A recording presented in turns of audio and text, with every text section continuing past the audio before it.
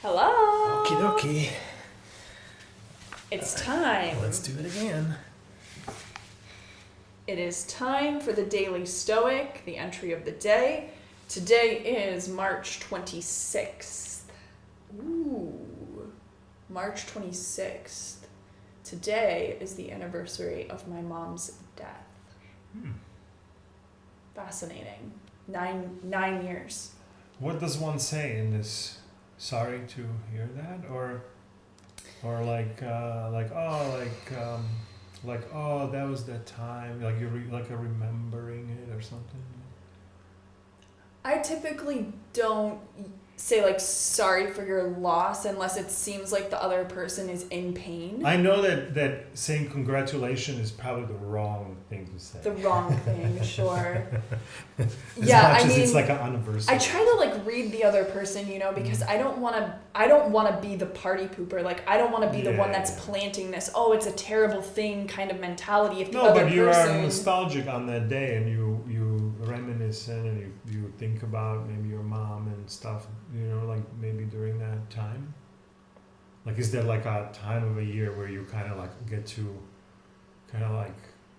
think back on some of those things? Somewhat, but I think it also just kind of happens on its own, any day, just little things that maybe spark a remembrance, or they spark a little bit of something that I haven't totally processed or worked through, or something like that. That's a reminder of hey, this is still part of your system. You're not, just because she's no longer here, it doesn't mean that your baggage is gone with it, so.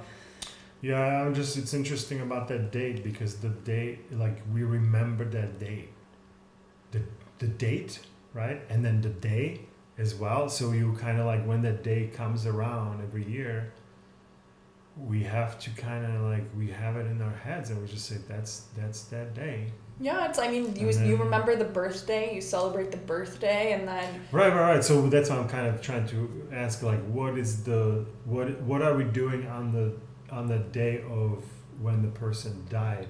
The significance for me is just she's no longer here to call up or have a conversation with or something like that. So the least I can do for her in death is have a kind of another day to celebrate her. Another day where it makes sense to just take a pause and have her take up more space in me psychologically. Yeah, so and maybe even go celebrate in some way, let's go have a nice dinner or something like that, or get a martini because that was her favorite drink, or carrot cake or something that just where it just feels like she's present, So yeah, that's cool. Yeah, because I have a bad relationship with those types of dates.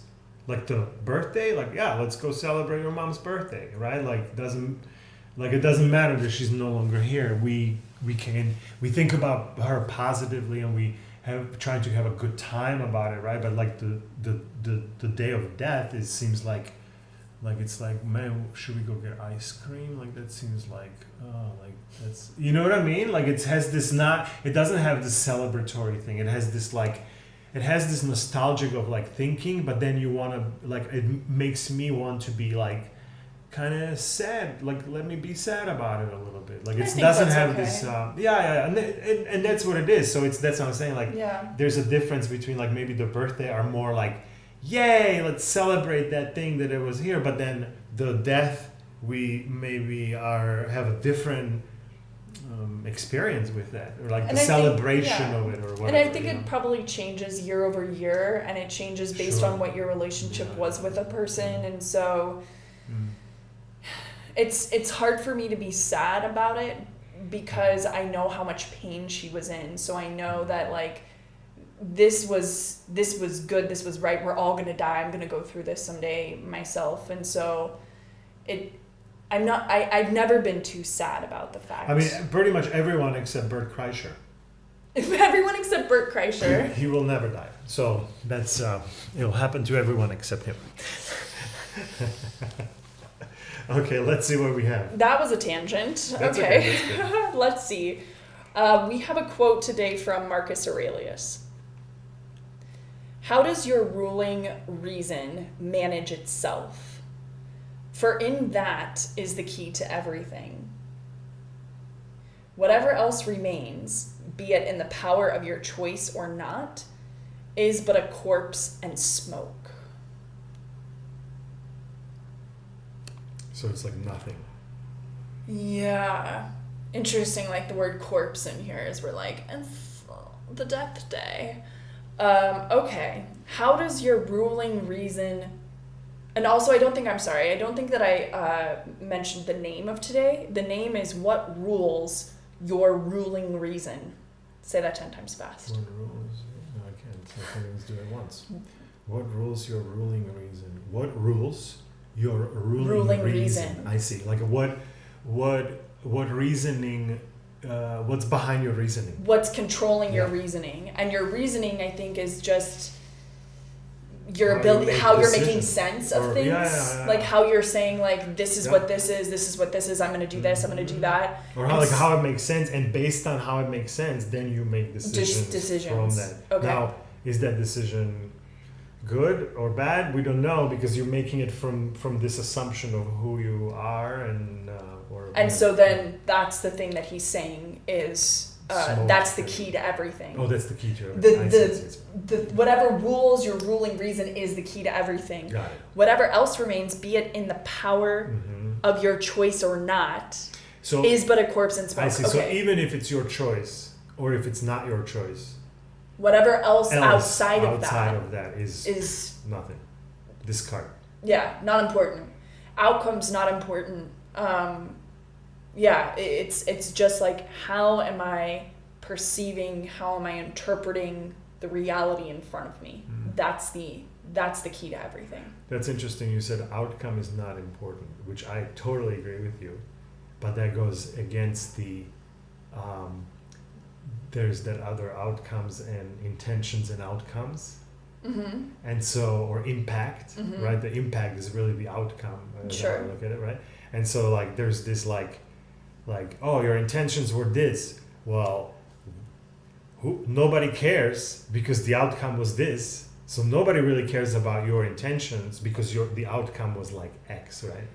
Like maybe you weren't trying to get this outcome, but your intention was different. But nobody cares about your intention. We only care about how the outcome came. And now it's interesting because you said it the other way, like, oh, well, the outcome actually is not that relevant.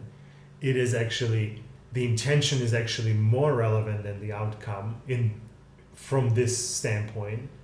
And I see it in my eyes, the intention was always above the outcome. Okay, there's a lot in there. Whoa. Yeah.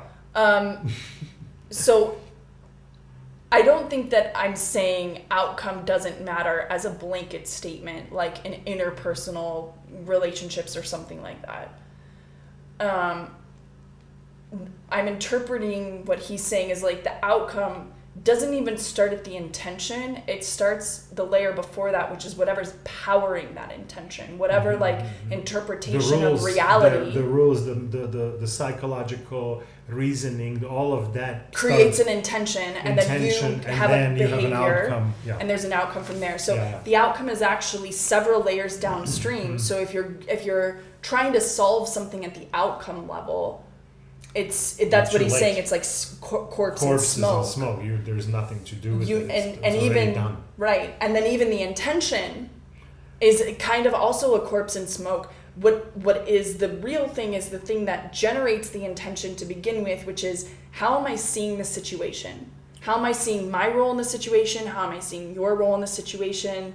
How am I seeing the facts of the situation? So the intention is a reflection of your ruling reason, right? So then if your ruling reasons are aligned, then your intention is also aligned, even though the outcome could be not aligned.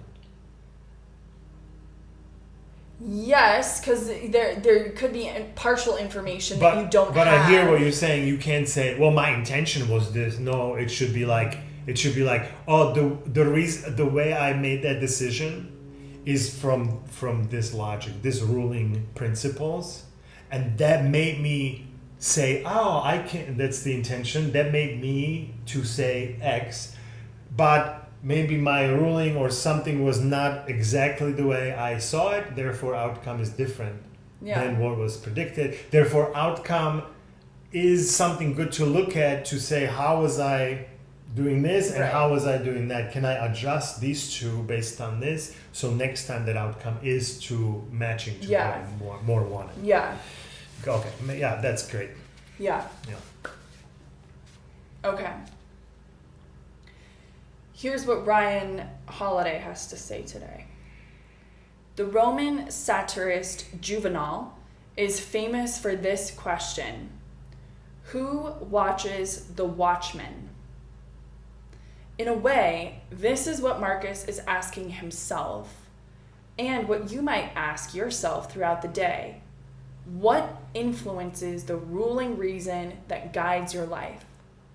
This means an exploration of subjects like evolutionary biology, psychology, neurology, and even the subconscious, because these deeper forces shape even the most disciplined rational minds. You can be the most patient person in the world, but if science shows we make poor decisions on an empty stomach, what good is all that patience? So don't stop at Stoicism, but explore the forces that drive and make Stoicism possible. Learn what underpins this philosophy you're studying, how the body and mind tick. Understand not only your ruling reason, the watchman, but whoever and whatever rules that too. Yeah, that's great. Watching the watchman or the watcher. So the watchman is kind of like your physiology in some sense. If what he's saying, it's like you have to know your psychology, your neurology, the evolutionary biology. Well, yes, like knowing it in a way, like being aware of it, knowing it, but like not knowing it in like I know what it does, I'm cool. Like I don't need to pay attention to it, knowing it type of a thing, but like knowing it in like being with it as much as you can be or something. But like the watching the watcher that's interesting, because that's kind of like a lot of different philosophies also say like first it's you, I'm this, I'm the one, I'm the person, I'm this, right? And then you say, oh no, there's things are happening, I can observe, I can watch something that's happening inside. And so now you get to this next level and you're like, oh, this is cool, this is where I want to be. I'm watching this mind and body react to the world, and I'm watching that. Oh, that's the place to be, right? But then there is all these philosophies have another layer of, are you sure that the eyes that are watching all this mind body interact with this world, do you know that who is watching it has the right ideas about how things should be going? Well, yeah, because a lot of times that whatever that is just a thought. The first watcher is really a thought, or it's some sort of an entity that it was learned by all of your behaviors. So it has this skewed thing, right. And now now you're listening to it like it's your God. The entity is still just a thought. It's like a thought of like, I am watching this, right? Or I am watching it. But the next layer is like, do you see that there is that you see the watcher observing? Like there's a watcher of watcher. Right? I know. I mean, then you just get into this kind of fractal reality where like there's a watcher of that and a watcher of that and a watcher of that. No. I think that's actually behind that watcher. There is no that watcher of watchers is already reality and consciousness. But what is it? Is it how do you experience it, as a thought? Because as long as it's a thought, it's just a thought in the system, and the system itself is actually the more true environment, and the thought that's going through the system. I don't know if it's a thought. I don't know if it's like there's like a language like, oh, I'm now doing it or something. Like I don't experience it like that. It's like like I see it, like it's like aha. But there's nothing in like, oh, this is what it is. This is just this like oh, there's the watcher. There's like a noticing of the watcher who's watching all of this. But then it's still like a separate watcher. I know. I just noticed the entity of that first watcher. Okay. I see like all this stuff that's happening. I'm doing every day, and then I see this thing that's trying to like kind of watch it and make sure that it's all being done correctly. And then I see this like, oh, I see that something. I don't know what that is. Sees this watcher trying to control all of that. Like I see that happening, right? And so that's what I'm saying is that second thing. And it's not like you sitting there like, oh, I see this watcher. I see this watcher. Like no, you then like it's hard to talk about. This is we're at the edge of what words can actually explain. And but there is an experience. Yeah. Yeah, I don't know if I fully understand what it is Right. that you're pointing That's okay. to right now. Yeah, I don't think that that's supposed to be understood. It's Yeah, understood here, Yeah. and it's like totally makes sense, but I can't. It's really difficult to make a concept out of it where somebody else says, "Oh yeah, I get it," because it's almost like that's not gettable. It's just experienceable, but you can't. Like I don't think you can get it. Like there's no. It's almost like, what is the feeling of like being on the bicycle going down 20 miles an hour, going down a hill, and just having the wind in your face? Like, yay! Like how do I bring you into that moment if I don't want to put you on the bike? Like it's so hard to articulate the feeling of like this like freedom or like something like that. Like it's this is an analogy of like how I'm having trouble expressing it with language. Yeah. And these other philosophies also get to this point where they say some of these things are no longer, it's hard to use language to describe something because language is objective, so it's trying to explain objects, and this thing is like it's its own little category. It's not an object. This thing, and it's not a thing. Maybe it's the subject. It's like the thing that's experiencing. Yeah, maybe it's the thing that is experiencing, and therefore it's hard to assign objective thing on top of it, because the second you do that, then I have to say, well, no, that's not what I mean. It's not that thing. It's this other thing. Yeah. No, yeah. This is not like, oh, I don't get it. Like you saying, well, I don't get it. No, I get that. I if somebody was trying to explain this to me from their perspective of what they're experiencing, it's hard for me to get that too. You know what I mean? But I can be like, oh, I can kind of see what you're talking about or something. You know? I mean, what I get is like in non-duality, there's this sense like if a beginning meditator will have the sense of there being like a bunch of content and somebody who's watching the content. Mm-hmm. And so it feels like there's like this person who's sitting here watching content in terms of thoughts, sensations, perceptions, all of that. And then non-duality says, okay, well, like as you continue to meditate and you continue to kind of look at how all of this is put together, you start to see that it's all part of one experience where there is no watcher there, and the watcher and the contents are not separate from each other. Mm-hmm. It's all part of one indistinguishable mass, Mm-hmm. one undistinguishable experience, whole experience that has no boundaries, no limitations that I can perceive.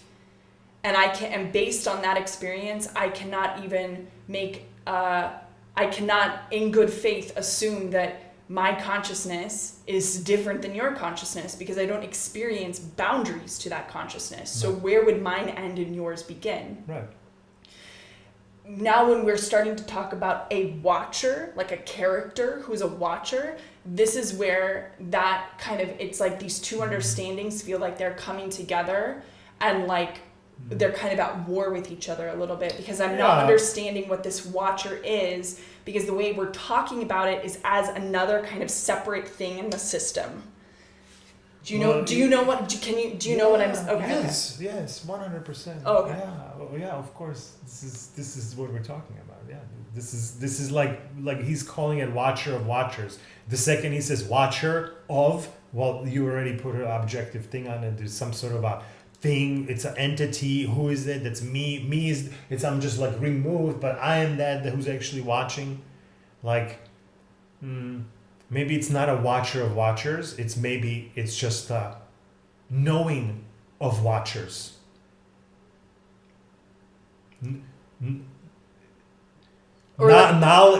Knowingness of watchers. They're there. I see them. Who is seeing it? Well, I don't know. I can't say anything except I see them. You know what I mean? Like that's my experience. I would get that better if we were using the terminology knowing.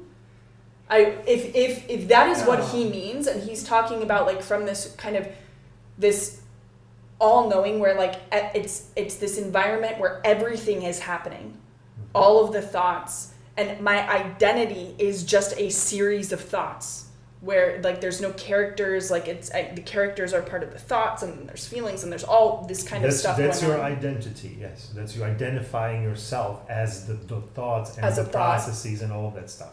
That's not who you are. Right. So if we're saying like then the knowing, that the thing that within which all of the experience unfolds, that starts to make more sense to me than like this idea of, I'm just getting it from what he's saying of like, hey, like the watcher of this. And yes, but people write all kinds of stuff. They don't, you know what I mean? Like I'm not looking at... That's fine. He wrote it the way he wrote it. It's jamming me up because I have 10 years of non-duality under my belt, where like non-duality was like the primary philosophical model that I was sort of like moving through life in. And so now I need to square that up with all the other philosophies that I'm encountering. And I do want to square it up, because otherwise there's this dissonance where I'm like, wait, but this one's saying this and this one's saying this, and it seems like they're opposite, but there is a way of interpreting it so that they are compatible with each other and they make sense. Yeah.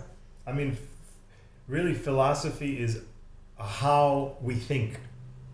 How are we perceiving, understanding? That's philosophy. So and then you say, well, this guy loves this philosophy and that guy loves that philosophy and she loves this philosophy. They're learning something totally different. No, it's more like different ways of baking the same cake.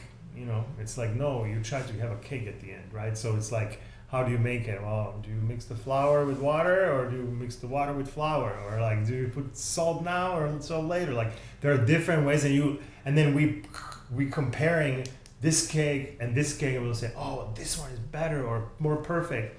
Like that, essentially, what Gendlin says about Gene Gendlin says about theories or philosophies is like the second you say this is the right one, that's when you're wrong. It's baked into it. Yeah. It's like literally baked into it. Like, oh no, I live based on this theory. You are doing it wrong, because it's not about one or this one or that one. It's about like observing it all, and then something from that will be shifting, and it will be very intricate, and you're gonna take it and you're gonna run with it, and now you're having these experiences with it. Like it's I don't want to say that we should live by non-duality, or we should live by Stoicism, or we should live by some other philosophy. I think we should live by all of them and take whatever is useful and whatever is currently understood. Because sometimes we might be reading these things and we're not getting them. We're reading it and it's like over my head. Maybe I am thinking or talking about it, but someone else out there might be looking at it like, dude, these guys, they don't get it. Like, this is about this, right? So I'm not getting that yet. That's okay. So I'm getting only what I understand, what I can understand, and what clicks in and aligns with what I need in my life. And I'm like, oh, this one will be perfect And this one, I just skip over. And maybe 3 years from now, that one will be so important. I won't even remember. I'll go back through it and I'll say, oh, wow, this one's fitting today. So it's like all shifting. It's very fluid, dynamic. There's nothing is constant. Nothing is constant. There is no constant.